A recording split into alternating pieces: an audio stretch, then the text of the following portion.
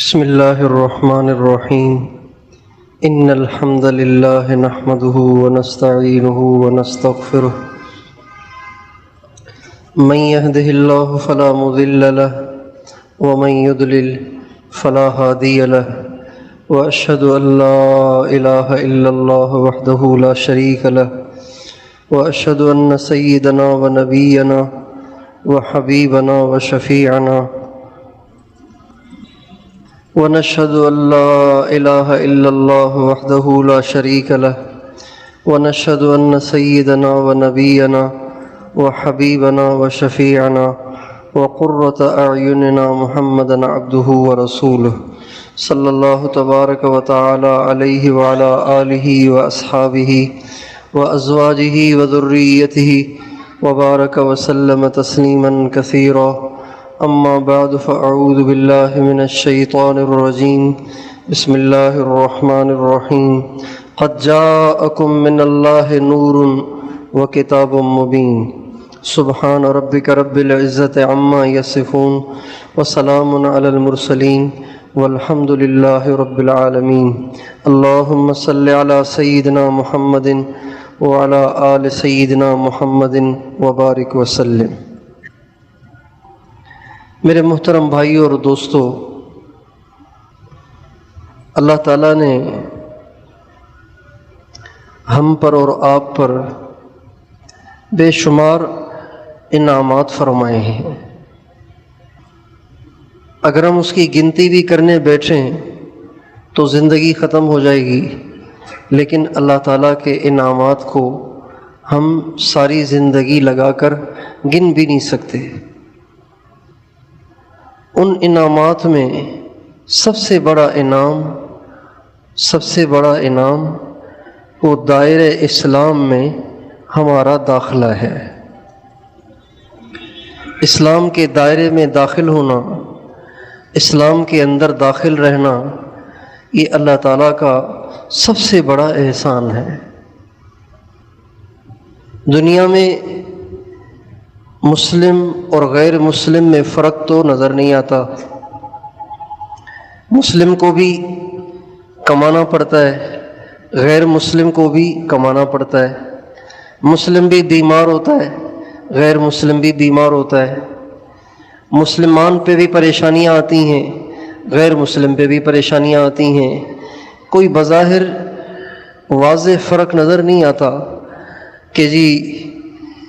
مسلمان تو بڑی بلڈنگ میں رہتا ہو اور کافر کسی چھپر میں رہتا ہو، مسلمان تو کسی بڑے بنگلے میں رہتا ہو اس لیے کہ مسلمان ہے، اللہ سے اس کی یاری ہے، اور کافر چونکہ اللہ کو نہیں مانتا لہٰذا وہ کسی جھوپڑے میں رہتا ہے، فٹ پاتھ پہ سوتا ہے۔ اللہ تعالیٰ نے نظام ایسا رکھا ہے کہ بظاہر مسلمان اور غیر مسلم کی زندگی میں، دنیا کی زندگی میں فرق معلوم نہیں ہوتا، لیکن اسلام اتنی بڑی دولت ہے، اتنا بڑا اللہ تعالیٰ کا انعام ہے کہ اگر ساری دنیا کے کافروں کو پتہ چل جائے کہ صرف کلمہ پڑھ کر اسلام کے دائرے میں داخل ہونا یہ کتنا بڑا انعام ہے، تو اللہ کی قسم دنیا میں کوئی بھی کافر کفر پہ نہ رہے۔ ہمارے نبی کا ارشاد ہے، محشر کا میدان ہوگا، جنت والے جنت میں جائیں گے، جہنم والے جہنم میں جائیں گے، اور پھر جو جہنم میں جائیں گے ان میں کافر بھی ہوں گے، مسلمان بھی ہوں گے۔ جو مسلمان ہوں گے وہ اپنی سزائیں بھگت کر جہنم سے نکل رہے ہوں گے، زانی ہوں گے، شرابی ہوں گے، سود خور ہوں گے، حرام خور ہوں گے، ظالم ہوں گے، جابر ہوں گے، بے نمازی ہوں گے، ماں باپ کے نافرمان ہوں گے، جھوٹ اور غیبت کے عادی ہوں گے، اپنی سزائیں بھگت کر یہ جہنم سے نکلتے رہیں گے۔ جب یہ سارے نافرمان اپنی نافرمانی کی سزائیں بھگت کر نکل جائیں گے تو اب جہنم میں پیچھے صرف دو طبقات رہ جائیں گے، دو طبقے، ایک کافر اور ایک وہ مسلمان جنہوں نے نیکی کوئی کی نہیں، صرف مسلمان تھے اور کوئی نیکی ان کے پاس نہیں تھی۔ جب یہ سارے گنہگار اپنی سزائیں بھگت کے نکال دیے جائیں گے اور یہ پھر بھی پڑے رہیں گے اور ایک لمبے عرصے تک پڑے رہیں گے، تو ہمارے نبی کا ارشاد ہے یہ جو جہنم میں جلنے والے کافر ہوں گے وہ ان مسلمانوں کو تانا دیں گے کہ تم تو مسلمان تھے اور تم تو کلمہ پڑھتے تھے، ہم نے تو مانا ہی نہیں اللہ کو، تو ہم بھی ادھر تم بھی ادھر، تو فرق کیا ہوا؟ بات تو وہی ہوئی۔ ہمارے نبی کا ارشاد ہے اللہ تعالیٰ کی رحمت کو جوش آ جائے گا اور اللہ تعالیٰ فرمائیں گے اخرجوا من کان فی قلبہ مثقال حبۃ خردل من ایمان، جس کے دل میں رائی کے دانے کے برابر بھی ایمان ہے اس کو بھی نکال دو۔ چنانچہ وہ سارے مسلمان جہنم سے نکالے جائیں گے کہ جنہوں نے زندگی میں کوئی نیکی کی نہیں سوائے اس کے کہ وہ مسلمان تھے۔ جب ان کو بھی جہنم سے نکالا جائے گا، اب جہنم میں سوائے کفار کے کوئی نہیں بچے گا، تو اس دن کفار یہ تمنا کریں گے ربما یود الذین کفروا لو کانوا مسلمین، اس دن یہ کفار تمنا کریں گے کہ اے کاش کچھ اور نہ کرتے، ایک دفعہ کلمہ ہی پڑھ لیتے۔ یہ ہمیشہ جلتے رہیں گے اور وہ نکال دیے جائیں گے۔ اس لیے مسلمان ہونا، اسلام کے دائرے میں داخل ہونا، اسلام کے دائرے میں داخل ہونا یہ اللہ تعالیٰ کا بہت بڑا انعام ہے۔ جب انسان اس رخ سے سوچتا ہے نا، اس رخ سے سوچتا ہے کہ مسلمان اگر مسلمان رہے تو جہنم میں ہمیشہ نہیں رہے گا، اللہ بخش دے تو جائے گا ہی نہیں، اور اگر گناہوں کی سزا بھگتنے کے لیے چلا بھی جائے تو ایک دن نکل ضرور جائے گا، اگر اس رخ سے انسان سوچتا ہے تو کوئی مسلمان پھر برا نہیں لگتا، ہر ایک اچھا لگتا ہے۔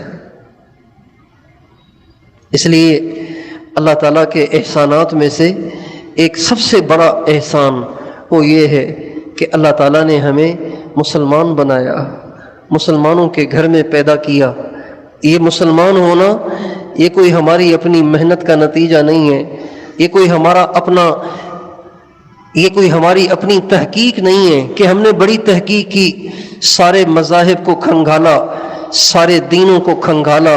اور پھر ہم اس نتیجے پہ پہنچے کہ اسلام حق مذہب ہے لہٰذا ہم مسلمان ہو گئے۔ ایسے نہیں ہے، بلکہ چونکہ ہم مسلمان ماں کی گود میں پیدا ہوئے، مسلمان باپ کے گھر میں پیدا ہوئے، اس لیے ہم مسلمان ہیں۔ اگر ہم کسی عیسائی کے گھر میں پیدا ہوتے تو عیسائی ہوتے، کسی ہندو کے گھر میں پیدا ہوتے تو ہندو ہوتے، کسی اور کے گھر میں پیدا ہوتے تو وہ ہوتے۔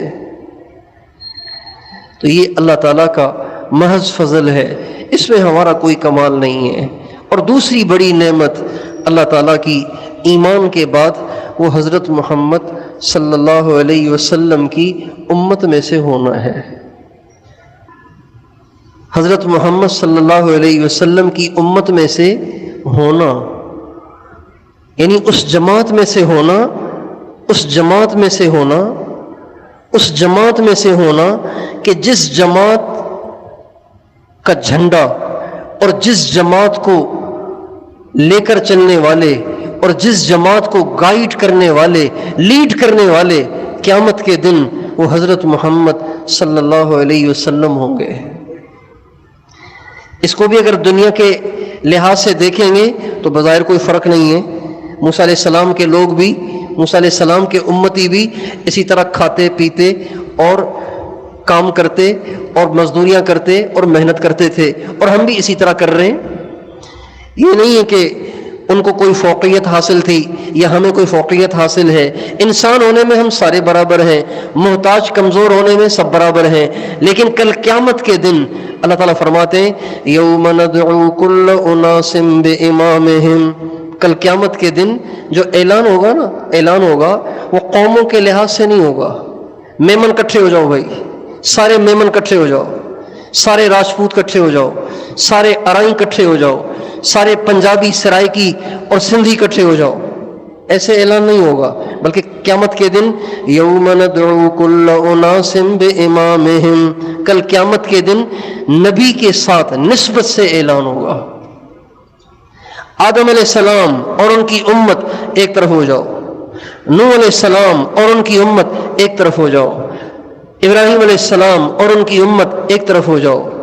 اسحاق علیہ السلام اور ان کی امت ایک طرف ہو جاؤ، اسماعیل علیہ السلام ان کی امت ایک طرف ہو جاؤ، موسیٰ علیہ السلام، عیسیٰ علیہ السلام، سارے انبیاء کے نام لیے جائیں گے، ان کی امت کو اٹھایا جائے گا، ان کے ساتھ کھڑا کیا جائے گا۔ کتنے خوش قسمت ہیں ہم اور آپ کہ جب قیامت کے دن محشر کے میدان میں پکارا جائے گا تو میرا آپ کا نام کسی اور نبی کے ساتھ نہیں، سارے نبیوں کے سردار، سارے نبیوں کے امام حضرت محمد صلی اللہ علیہ وسلم کے ساتھ پکارا جائے گا۔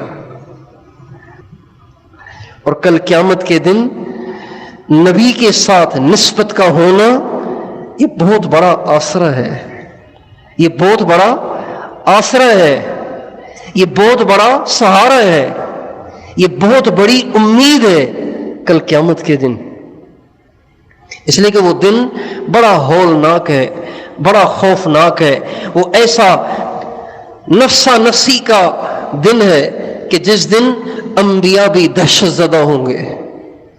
انبیاء بھی گھبرائے ہوئے ہوں گے۔ حدیث میں آتا ہے ان جہنم لتقرب یوم القیامہ، قیامت کے دن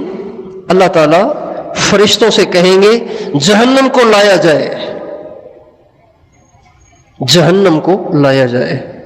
چنانچہ فرشتے جہنم کو گھسیٹ گھساٹ کے لا رہے ہوں گے۔ آپ علیہ السلام کا ارشاد ہے جہنم کی 70 لگامیں ہوں گی، ہر لگام سے 70,000 فرشتوں نے پکڑا ہوا ہوگا۔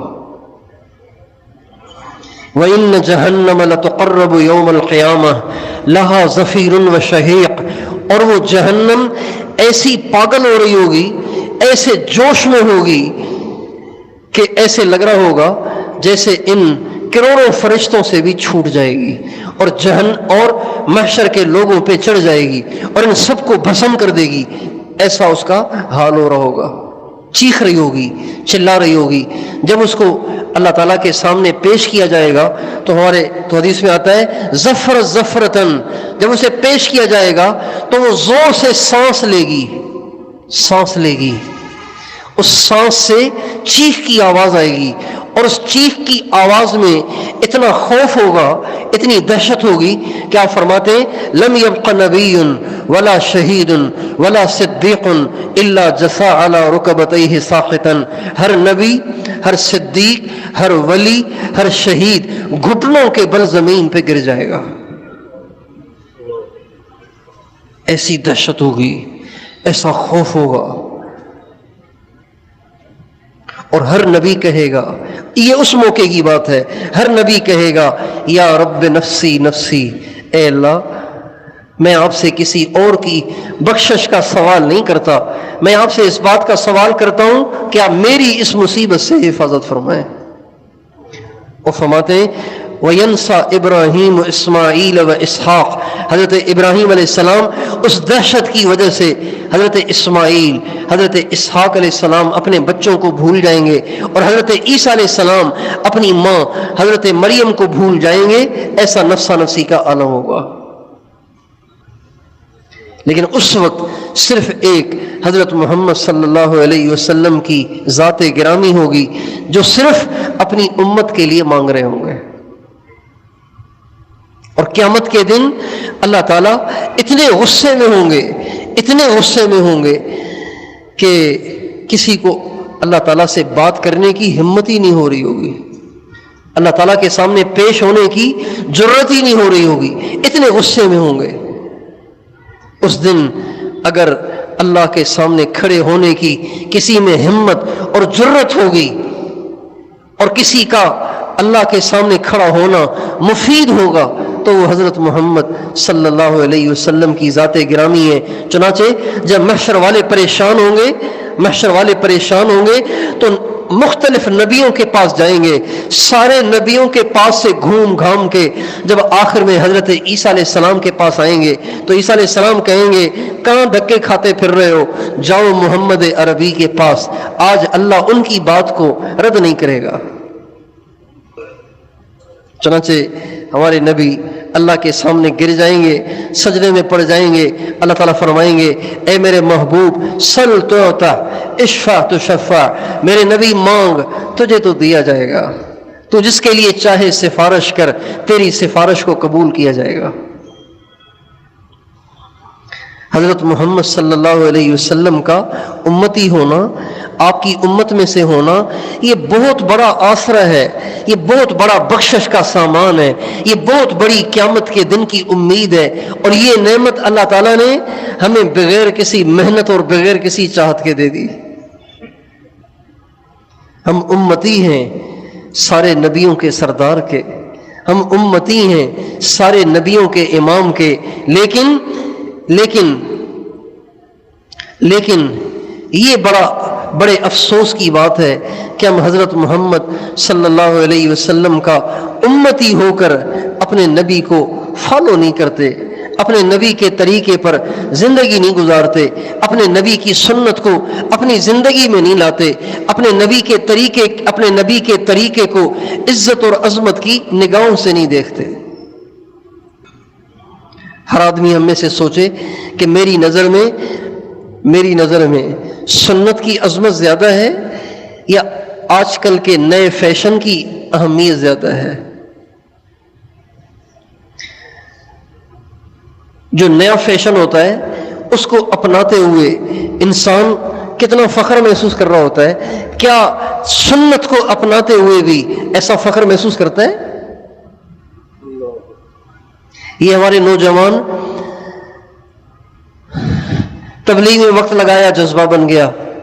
کسی عالم کی صحبت میں بیٹھے جذبہ بن گیا، کسی اللہ والے کی صحبت میں بیٹھے جذبہ بن گیا تو داڑھی رکھ لی، تو جذبے میں آ کے داڑھی رکھتے تو ہیں، لیکن ایسی محفلوں میں جہاں کسی کو داڑھی نہیں ہوتی، ان محفلوں میں جس احساس کمتری سے داخل ہوتے ہیں، وہ احساس کمتری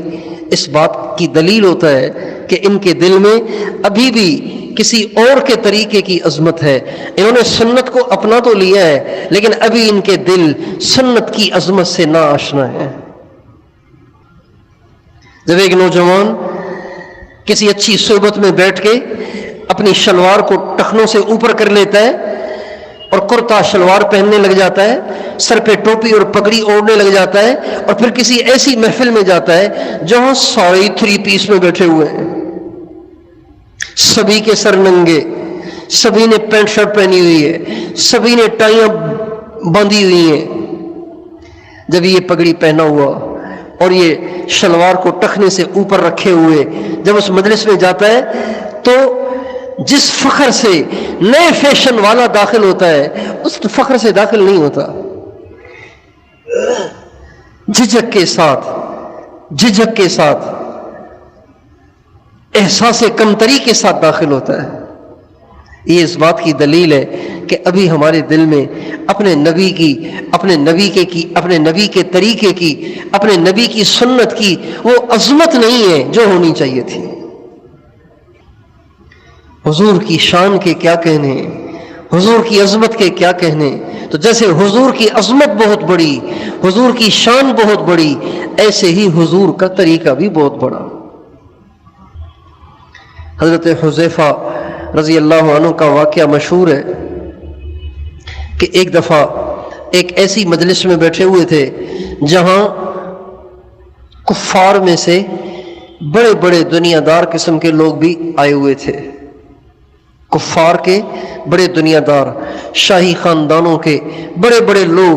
کسرا کے دربار کا واقعہ ہے، بڑے بڑے لوگ بیٹھے ہوئے ہیں، حضرت حذیفہ بھی بیٹھے ہوئے ہیں، ان کے ساتھ کچھ اور مسلمان ہیں، دسترخوان بچھا ہوا ہے، کھانا کھا رہے ہیں، کھانا کھاتے ہوئے حضرت حذیفہ کے ہاتھ سے لقمہ نیچے گر گیا، تو اب نئے ماحول میں جب سارے دیکھ بھی رہے ہوں تو انسان جھجک लगता है कि अब गिरी हुई चीज कैसे उठाऊं, लेकिन हजरत हुज़ैफा को कोई झिझक नहीं हुई। उन्होंने लुकमे को उठाया और उठा के खाने लगे। तो आसपास के दूसरे मुसलमानों ने इशारों में कहा कि हजरत इनके सामने तो ऐसे न करें, ये क्या कहेंगे। तो हजरत हुज़ैफा बड़ी बेबाकी के साथ, बड़ी जुर्रत और दिलेरी के साथ, पूरी बशाशत के साथ फरमाने लगे, अतरुकु सुन्नत हबीबी लिहाउलाइल हुमक़ा,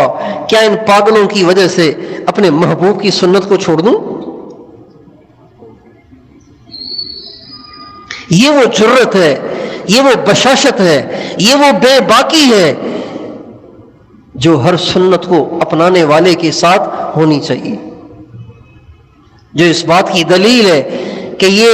किसी और से मुतासिर नहीं है, किसी और से मुतासिर नहीं है, इसके दिल में किसी और के तरीके की अजमत नहीं है, बस ये तो मोहम्मद मुस्तफ़ा से मुतासिर है, ये तो उन्हीं की शान को अपने दिल में लिए हुए है, ये तो उन्हीं की मोहब्बत से, उन्हीं की अजमत से सरशार है। अगर उम्मत मुस्लिमा अपने नबी की जिंदगी को अपने अंदर पैदा कर ले, अपने नबी के तरीके को इख्तियार कर ले, यकीन जानिए अल्लाह ताला हमारे इनफरादी और इज्तिमाई सारे मसाइल को हल कर सकता है। हमेशा एक उसूली बात है, एक उसूली बात है, एक उसूली बात है, हमेशा इसको मैं भी आप भी पल्ले बांध ले। हमेशा हमेशा जब कभी भी कोई परेशानी, जब कभी भी कोई मुसीबत, जब कभी भी कोई तकलीफ आती है, वो किसी मौके की सुन्नत को छोड़ने की वजह से आती है। या तो आपने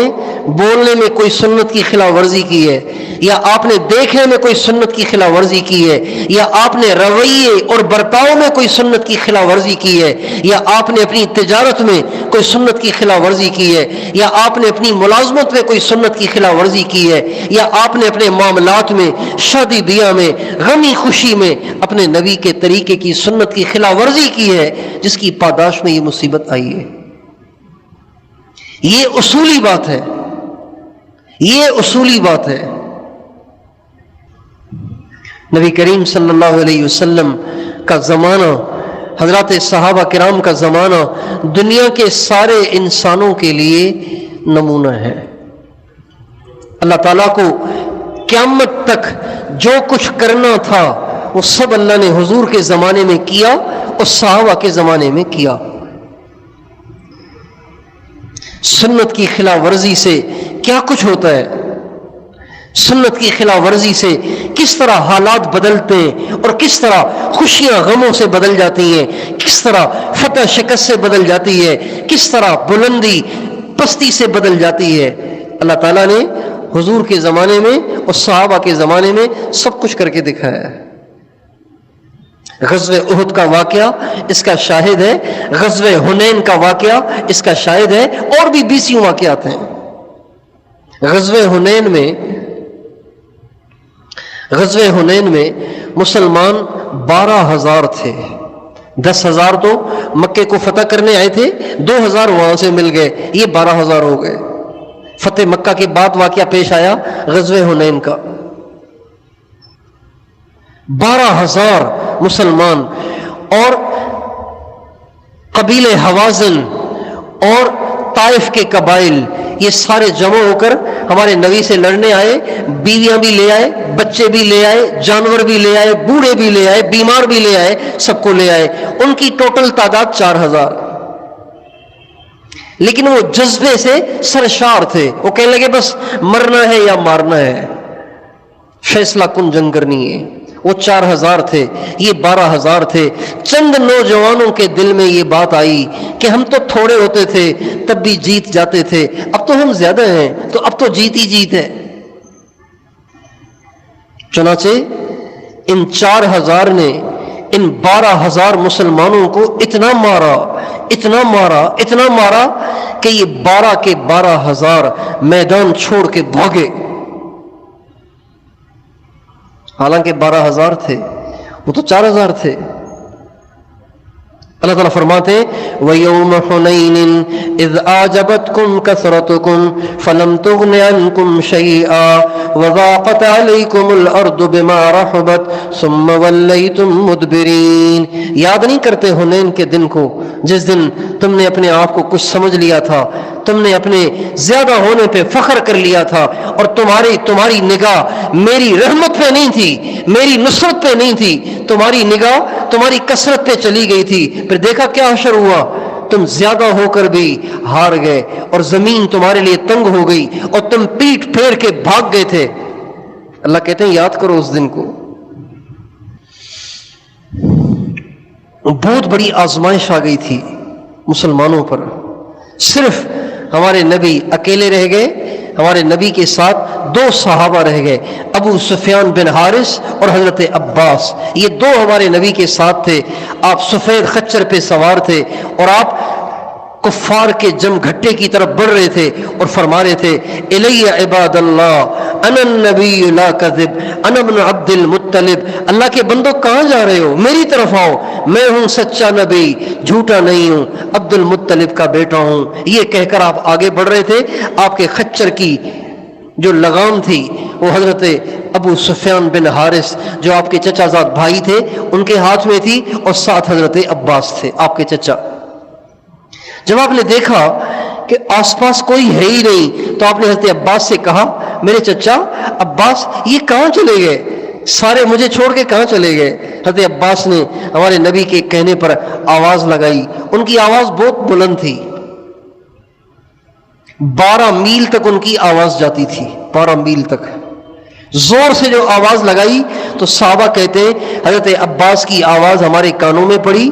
حضرت عباس کی آواز ہمارے کانوں میں پڑی اس حال میں کہ ہمارے جانور بھاگے چلے جا رہے تھے۔ چنانچہ آواز کے پڑتے ہی ہمیں ہوش آیا اور ہم حضور کی طرف لوٹے۔ جن کے جانور لوٹے وہ تو جانوروں کے ساتھ لوٹے، جن کے جانور سرپٹ بھاگے چلے جا رہے تھے انہوں نے جانوروں سے چھلانگیں مار کے ہمارے نبی کا ساتھ دیا، اور تھوڑے سے جمع ہوئے، اللہ تعالیٰ نے انہی کو 4000 پہ غلبہ دے دیا۔ یہ ایک نمونہ ہے کہ کبھی بھی اپنی ذات پہ نظر نہ ہو، اپنے کمال پہ نظر نہ ہو، اپنی طاقت پہ نظر نہ ہو، اپنی وجاہت پہ نظر نہ ہو، اپنی عزت پہ نظر نہ ہو، اپنے عہدے پہ نظر نہ ہو، ہمیشہ نظر اللہ پر رہے۔ یہ جو لوگ کاروبار کرتے رہتے ہیں، چڑھتے رہتے ہیں، اچانک دیوالیہ ہو جاتا ہے، اس کے پیچھے کوئی سنت کی خلاف ورزی ہوتی ہے۔ جن گھروں میں محبتیں ہوتی ہیں اچانک ان میں نفرتیں پڑ جاتی ہیں، بیوی خاوند کو ایک دوسرے کی شکل اچھی نہیں لگتی، بچے ماں باپ کو ایک دوسرے کی شکل اچھی نہیں لگتی، اس کے پیچھے کوئی سنت کی خلاف ورزی ہوتی ہے۔ چلتی دکانیں ٹھپ ہو جاتی ہیں، پیچھے کوئی سنت کی خلاف ورزی ہوتی ہے۔ مہربان افسر ایک دم مخالف بن جاتا ہے اور جڑیں کاٹنے لگ جاتا ہے اور کھڈے کھودنے لگ جاتا ہے،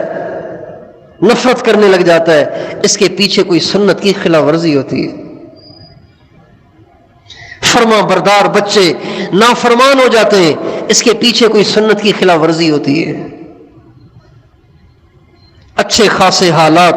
پریشان کن بن جاتے ہیں، اس کے پیچھے کوئی سنت کی خلاف ورزی ہوتی ہے۔ اللہ تعالیٰ کو اپنے نبی سے اتنی محبت ہے کہ اللہ تعالیٰ ان کے طریقے کی خلاف ورزی برداشت نہیں کرتے۔ اللہ تعالیٰ نے ہمیں اتنے اونچے نبی دیے، اتنی اونچی شان والے نبی دیے، ہم سب کو چاہیے کہ اپنی زندگی کو 24 گھنٹے اپنی زندگی کو اپنے نبی کے طریقے پر لانے کی کوشش کریں۔ یہ اپنے نبی سے محبت کا وہ صحیح انداز ہے جو خود اللہ کے حبیب نے مقرر فرمایا ہے۔ محبت بہت سے طریقوں سے ہوتی ہے، اور ہر ایک سے محبت کا انداز الگ ہوتا ہے۔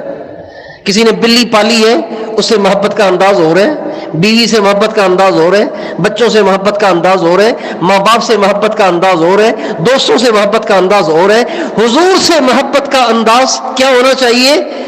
یہ اپنی عقل سے تراشنے کا کام نہیں ہے، بلکہ اس کا انداز بھی وہی ہے جو ہمارے نبی نے مقرر فرمایا۔ آپ فرماتے ہیں من احیا سنتی فقد احبنی ومن احبنی کان معی فی الجنہ، جس نے میری سنت کو زندہ کیا اس نے مجھ سے محبت کی، اور جس نے مجھ سے یہ والی محبت کی وہ جنت میں میرے ساتھ ہوگا، جنت میں میرے ساتھ ہوگا۔ اللہ اکبر کبیرہ، جنت میں حضور کے ساتھ، عجیب، حضور کے ساتھ جنت میں، جو جس کے ساتھ ہوگا وہ ان سے بات چیت بھی کرتا رہے گا، ملاقات بھی کرتا رہے گا، زیارت بھی کرتا رہے گا، دیدار بھی کرتا رہے گا، کتنا مزہ آئے گا۔ کتنے خوش قسمت ہیں وہ لوگ جو اپنی زندگی میں ہر بات میں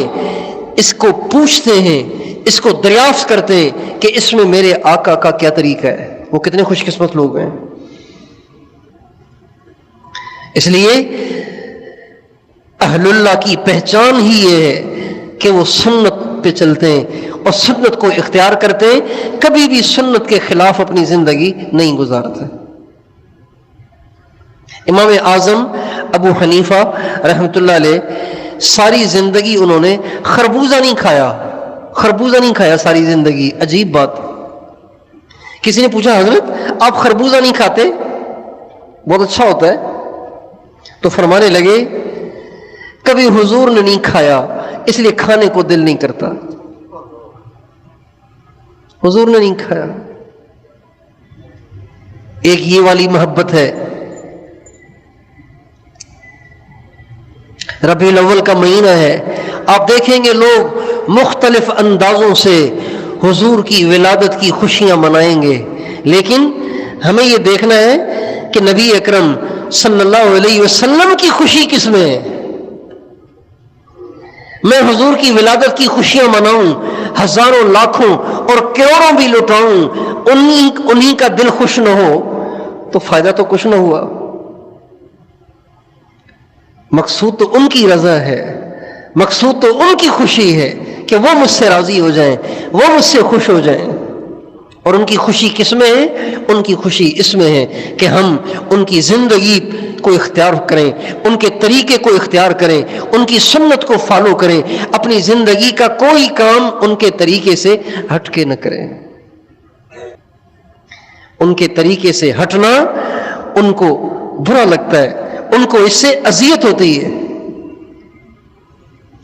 آپ جس اولاد کے لیے کماتے ہیں، اپنی زندگی کھپاتے ہیں، اپنی جوانی داؤ پہ لگاتے ہیں، جب وہ اولادیں بڑی ہو کر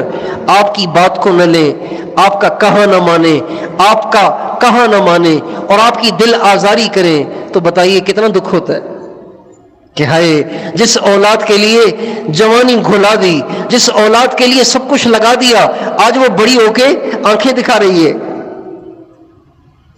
اور نافرمانی کر رہی ہے۔ اس سے زیادہ دکھ ہوتا ہے سرکار دو عالم صلی اللہ علیہ وسلم کو، جب ان کی امت جس کے لیے انہوں نے آنسو بہائے اور پتھر کھائے اور پیٹ پہ پتھر باندھے اور ساری زندگی ان کے لیے اللہ سے دعائیں کی اور ساری زندگی ان کی ہمدردی اور خیر خواہی کی، جب وہی امت حضور سے بے وفائی کرے، آپ کے طریقے کو چھوڑ کر آپ کے دشمنوں کے طریقے کو اپنائے، تو دکھ تو ہوگا نا، دکھ تو ہوگا نا۔ حضرت فضیل بن عیاض رحمۃ اللہ علیہ ایک دفعہ انہوں نے وضو کیا، جلدی میں وضو کیا، سارا وضو کیا سنت کے مطابق، صرف بازو دھوئے 2 دفعہ، 3 دفعہ دھونا چاہیے نا، 2 دفعہ دھوئے بازو، 2 دفعہ دھوئے۔ رات کو خواب میں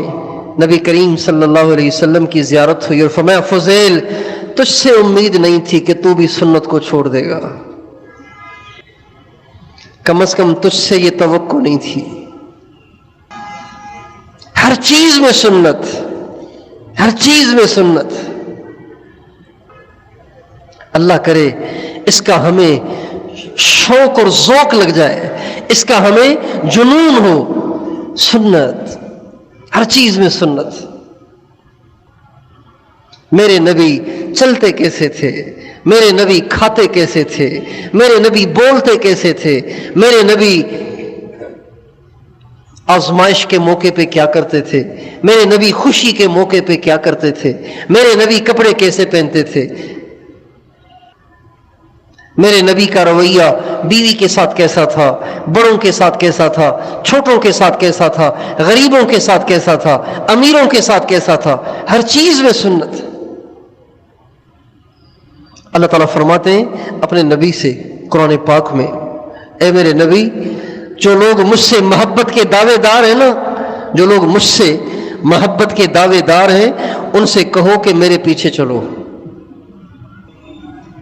صرف محبت کا دعویٰ کافی نہیں ہے، محبت کا دعویٰ کر رہے ہو تو محمد مصطفیٰ صلی اللہ علیہ وسلم کی تابع داری کرو۔ جب تم یہ بھی کر لو گے تو پھر پتہ کیا ہوگا، یحببکم اللہ، پھر اللہ تم سے پیار کرے گا،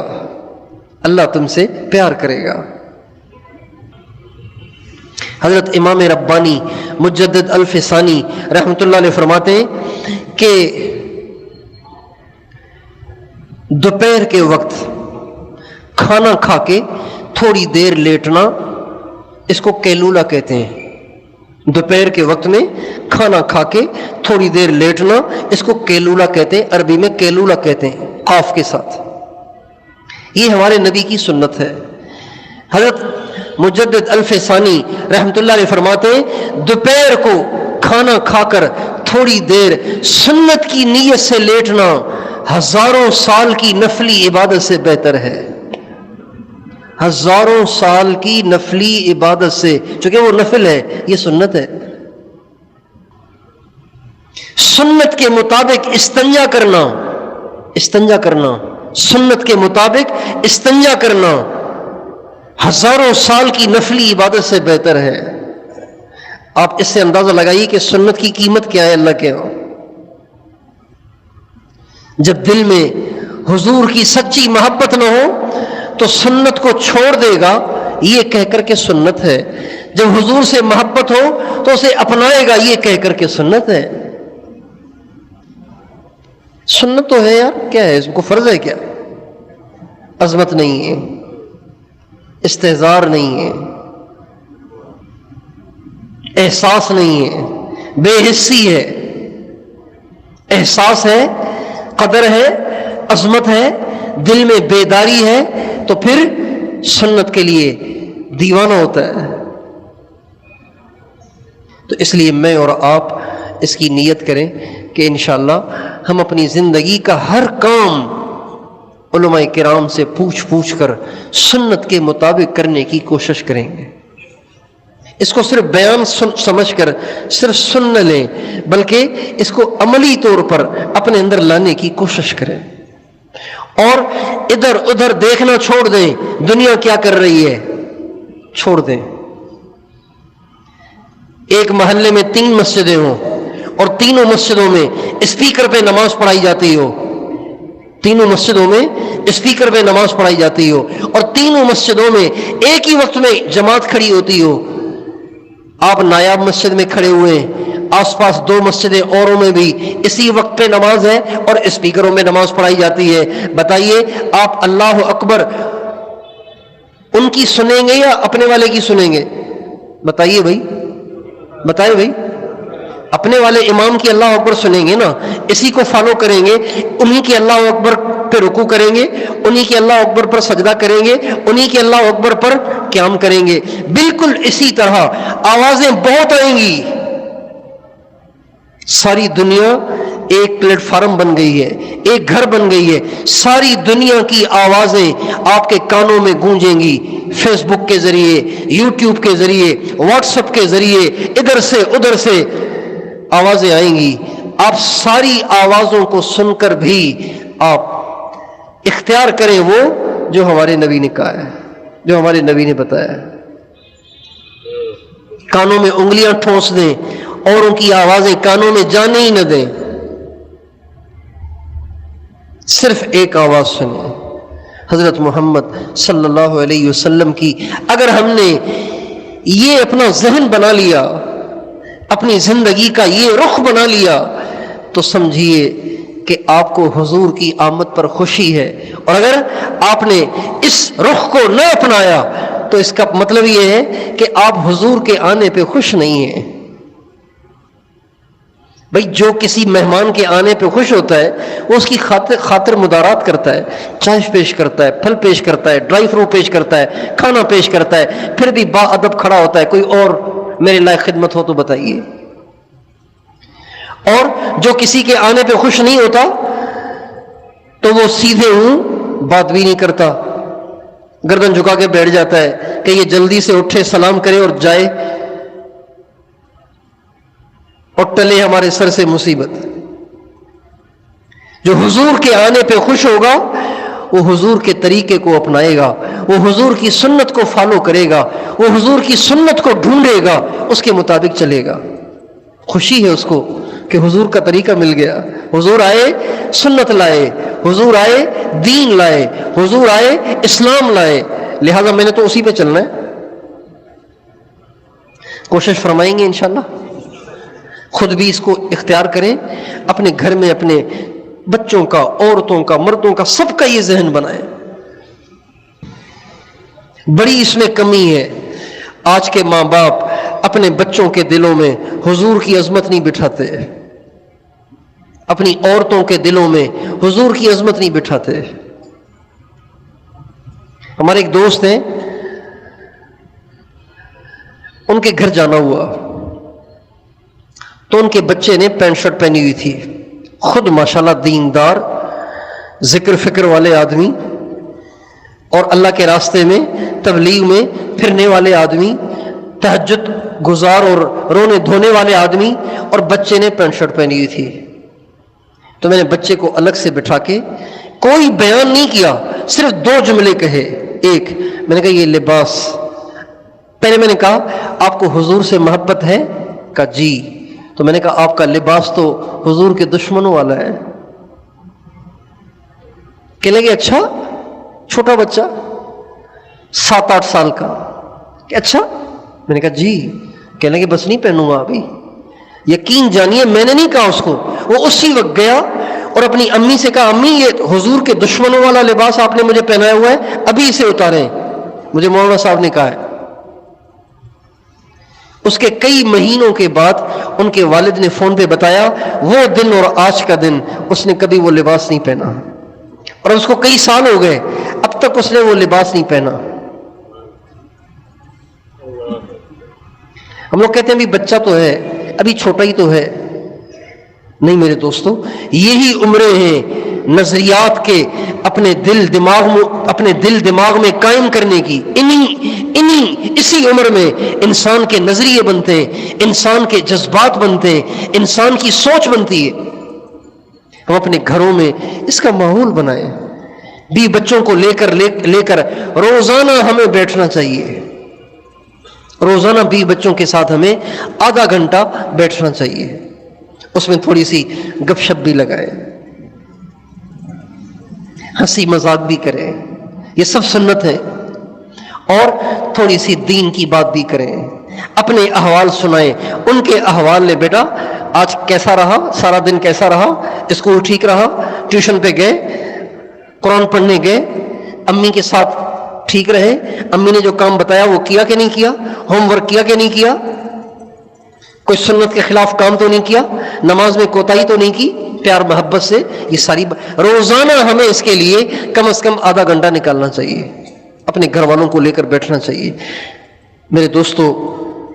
یہ بڑے غم سے بات عرض کر رہا ہوں میں کہ ارتداد کی ہوا بڑی تیزی سے چل رہی ہے، اور دینداروں کے گھرانے بھی اس سے متاثر ہو رہے ہیں۔ ارتداد کی ہوا، ہمارے اپنے جاننے والے کئی ایسے ساتھی جن کے بچے اللہ کو نہیں مانتے، اللہ کو ہی نہیں مانتے۔ اگر ہم اپنے بچوں کو ٹائم نہیں دیں گے، اپنے بچوں کی تربیت نہیں کریں گے، روزانہ اپنے گھروں میں اللہ کے نبی کے، جہنم اور جنت کے، آخرت کے تذکرے نہیں کریں گے، تو ہماری نسلیں ہماری نسلیں اسلام سے ہاتھ دھو بیٹھیں گی. تو کیا خیال ہے، اس کی کوشش فرمائیں گے انشاءاللہ؟ بھائی اس کی کوشش فرمائیں گے نا. روزانہ کون کون اپنے گھر والوں کو تھوڑی دیر لے کر بیٹھے گا اور حضور کی باتیں کرے گا؟ کریں گے انشاءاللہ. اللہ تعالیٰ مجھے اور آپ کو توفیق نصیب فرمائے.